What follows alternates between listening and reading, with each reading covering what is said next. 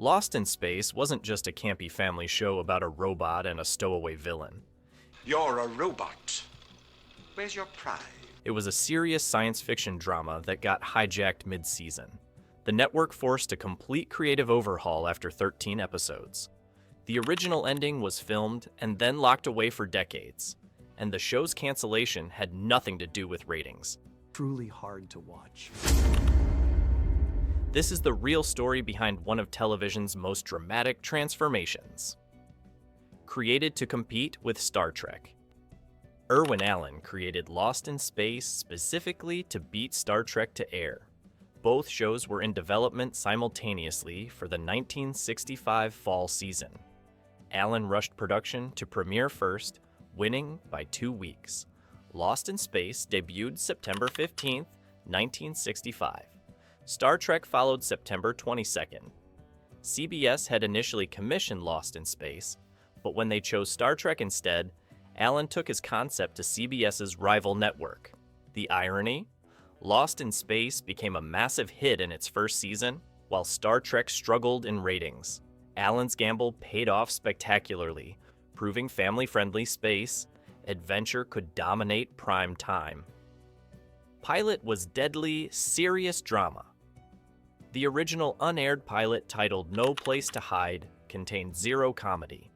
Dr. Zachary Smith was a ruthless saboteur who died in the first episode.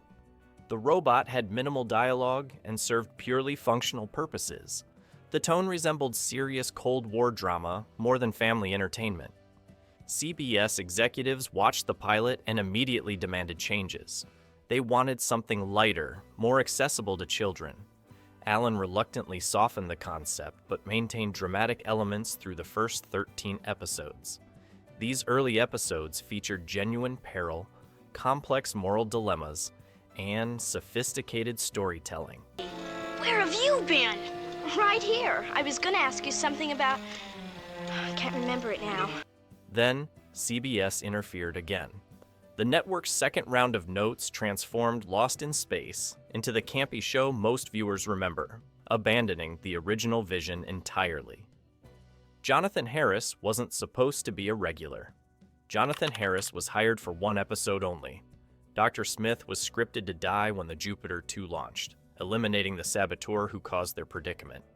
Harris convinced Irwin Allen to keep Smith alive, arguing a continuing antagonist would create ongoing dramatic tension. Allen agreed to extend Harris for several episodes. By mid-season, CBS executives noticed something crucial in audience research. Children loved Dr. Smith. Parents found him hilarious. Harris's cowardly villain became the breakout character. Why, thank you. As a matter of fact, I am a bit hungry today. I'll just have Don't touch that food. CBS demanded Smith appear in every episode and receive equal billing. Harris renegotiated his contract from day player to series regular, transforming a 1-episode role into television immortality. His salary increased accordingly. Network ordered complete creative overhaul after episode 13. After episode 13, titled His Majesty Smith, CBS issued a stunning directive. They ordered Irwin Allen to completely abandon the serious science fiction approach. The network wanted slapstick comedy, ridiculous monsters, and camp humor. Allen resisted initially, but CBS threatened cancellation. The shift happened literally overnight. Episode 14 marked the dramatic transformation. Suddenly, the show featured rubber-suited monsters, absurd plots, and Smith's cowardice played for laughs instead of tension. Guy Williams, who played John Robinson, was furious. He'd signed on for serious science fiction drama. Instead, his character became a background figure while Harris dominated screen time. Williams repeatedly confronted Allen about the creative betrayal. Allen admitted his hands were tied. CBS controlled the show's direction completely. Guy Williams walked off set. Multiple times, Guy Williams grew increasingly bitter about his diminishing role. As the series' father figure, he expected to lead the show. Instead, Jonathan Harris received the best lines, most screen time, and all the promotional attention. Williams staged multiple walkouts during the second season, refusing to film until his character received better material. Production shut down several times while Allen negotiated Williams back. The compromises rarely satisfied Williams. By the third season, Williams openly stopped caring. He'd show up, deliver his lines without enthusiasm, and leave immediately.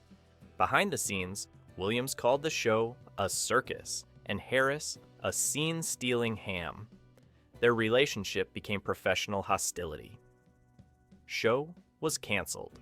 Despite strong ratings, Lost in Space ranked in the top 25 shows during all 3 seasons. The third season averaged a 21 share, meaning 21% of all television viewers watched regularly. By any measure, this represented success.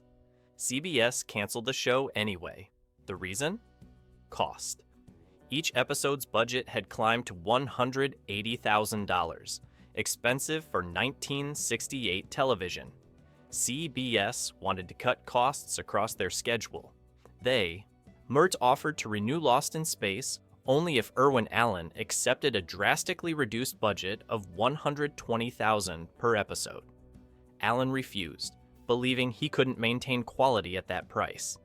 CBS canceled immediately. Fans organized letter-writing campaigns, but the network wouldn't reconsider. Economics killed the show, not audience rejection. The robot actor nearly died from heat exhaustion. Bob May performed inside the robot suit in excruciating conditions.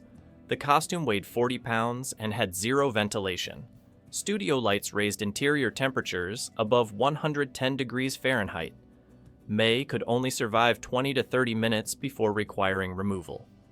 During one particularly long filming sequence in the second season, May collapsed inside the suit. Crew members couldn't get the costume off fast enough. May was hospitalized for severe heat exhaustion and dehydration. Doctors warned that another incident could cause permanent organ damage or death. Irwin Allen reluctantly agreed to install a small battery-powered fan inside the costume. Even with minimal cooling, May continued suffering heat-related illness throughout the series run. Original ending was filmed, then buried. Irwin Allen filmed a proper series conclusion for the third season finale. The Robinson family finally found a way home to Earth after 3 years lost in space. The episode showed their triumphant return, reunions with loved ones, and closure for every character arc. CBS executives watched the completed footage and ordered it locked in the vault. They wanted the option to revive the show later if circumstances changed. Allen protested that fans deserved resolution, but CBS refused to air the ending. For decades, this footage remained unseen. Only in the 1990s did portions surface in a documentary. The complete original ending has never been officially released. Fans still search for the full version today. Color cost? Nearly killed the show. First season CBS demanded Lost in Space film in color, despite massive cost increases. Black and white episodes cost roughly $60,000 each. Color episodes cost $110,000 minimum. Irwin Allen warned that color would strain his budget dangerously. CBS insisted, believing color would help them compete with NBC's Bonanza. The first season nearly bankrupted Allen's production company. He cut corners everywhere possible, reusing sets, props, and special effects footage repeatedly. Sharp-eyed viewers noticed the same alien planets, same monster costumes, and same spacecraft shots across multiple episodes. Allen had no choice. Color photography consumed his entire budget, leaving nothing for production values. June Lockhart replaced original mother actress. The unaired pilot featured a different actress as Maureen Robinson. After CBS ordered changes, they also demanded recasting. They wanted a more recognizable television name for the mother role. June Lockhart, famous from Lassie, replaced the original actress.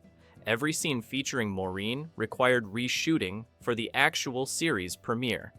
This added unexpected costs to an already expensive production. Lockhart brought warmth and credibility that CBS valued, but the recasting meant the pilot footage became unusable. Irwin Allen later admitted the change improved the show's family dynamic. Lockhart's chemistry with Guy Williams felt more authentic than the original pairing. Still, the refilming expenses plagued Allen's budget throughout the first season. Third season filmed entirely on standing. Set's budget cuts forced the third season into creative prison. CBS slashed the per-episode budget, eliminating location filming completely. Every single third season episode takes place on permanent soundstage sets. The cast never left the studio. Alien planets became obvious painted backdrops. Outdoor scenes disappeared entirely. This is why the third season feels claustrophobic compared to earlier episodes. Irwin Allen tried compensating with imaginative camera angles and creative lighting. It wasn't enough. Critics immediately noticed the cheap, confined feeling. Guy Williams called it filming in a closet. The standing sets made the show's declining quality painfully obvious. Lost in Space had become exactly what its title suggested. Lost with nowhere to go. Angela Cartwright's parents fought CBS over school hours. California child labor laws required Angela Cartwright receive 3 hours daily education. CBS production schedules routinely violated this requirement. Cartwright's parents filed multiple complaints with the state labor board during the first 2 seasons. CBS paid fines rather than adjust filming schedules. The situation escalated when Cartwright's on-set teacher documented systematic violations. CBS faced potential criminal charges for willful disregard of child welfare laws. Only then did they restructure production schedules to comply. The delays added costs and complexity to already troubled shoots. Irwin Allen privately blamed CBS for creating the problem through unrealistic episode quotas. The legal troubles contributed to network frustration with the show's expensive production. Jonathan Harris rewrote his own dialogue. Constantly, Jonathan Harris arrived on set each day with script pages covered in handwritten changes. He'd rewrite Dr. Smith's dialogue to add alliteration, poetry, and dramatic flair. Writers initially resisted, but Harris's versions consistently improved scenes. Eventually, writers started leaving Smith's dialogue intentionally sparse, knowing Harris would enhance it. His famous insult, "You bubble-headed booby," never appeared in any script. Harris invented it during filming. His elaborate vocabulary, calling the robot a computerized clod or mechanical meddler, came entirely from Harris's imagination. Irwin Allen gave Harris unprecedented freedom to improvise. This creative license made Smith the show's most memorable character.